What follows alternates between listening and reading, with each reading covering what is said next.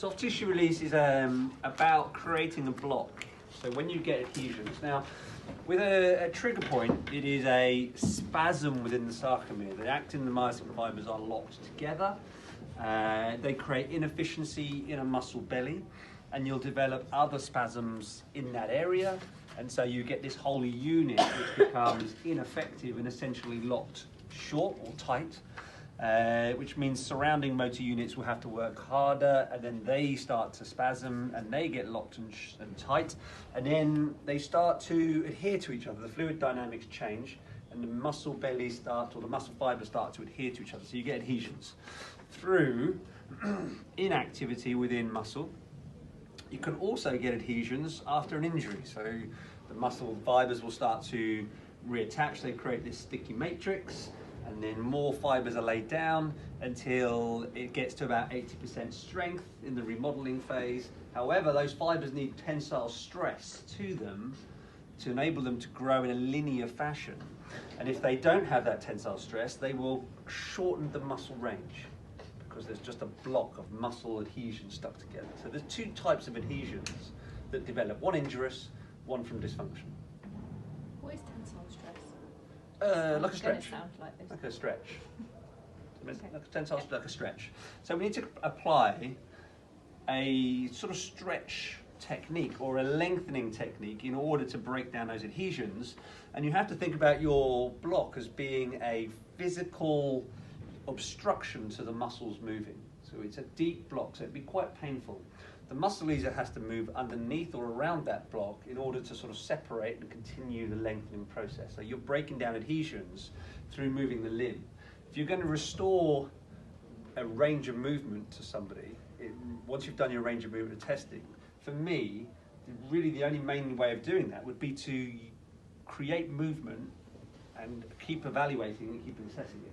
So a lot of my sessions are movement based, a lot of movement stuff going on, which means that your emphasis becomes less massage and more about positioning to enable someone to move.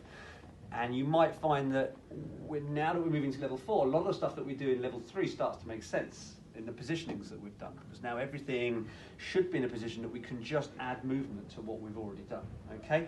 But soft tissue release, you start proximal to the joint that you are moving. So there's my joint.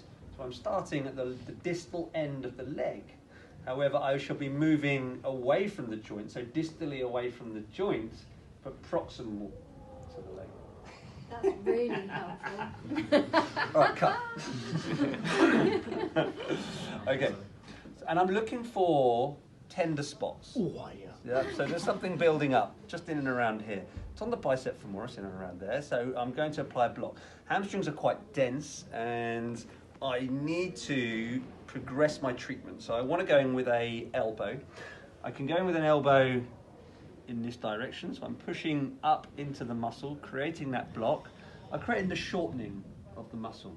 Now, I mean, a lot of people start here, and then create your block, but I feel like it's just too short. Essentially then we want to passively move the limb into extension, and then as you move through, you see feel spaces, that muscle starts to stretch, move its way through my elbow, and then slowly down onto the couch, and then release. We've had a daughter. Then I start to move distally away from the joint that I've been moving, release the block. So I'm still on contact, but the block was lessened.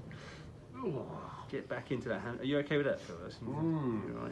And then slowly down. There we go. So I quite, that way's quite nice, but I quite like coming in from this direction. Still applying my pressure up, but then I've got my body weight into it far more in that direction. So I start to look down at the feet. Is this positional release? This is soft tissue. Soft tissue release. Yeah, soft tissue release. And working my way through. So I'm just working my way up that leg, but I'm kind of focusing in on where those tension spots are within the leg and pushing through those tension spots.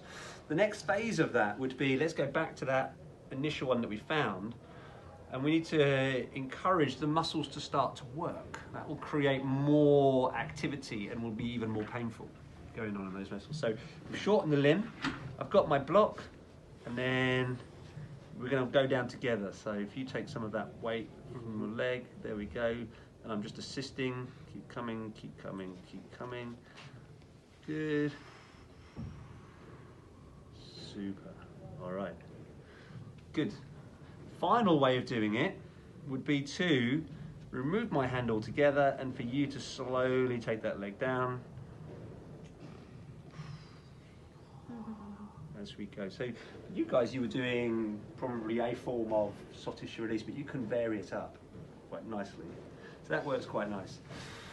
Was one more painful than the other or not?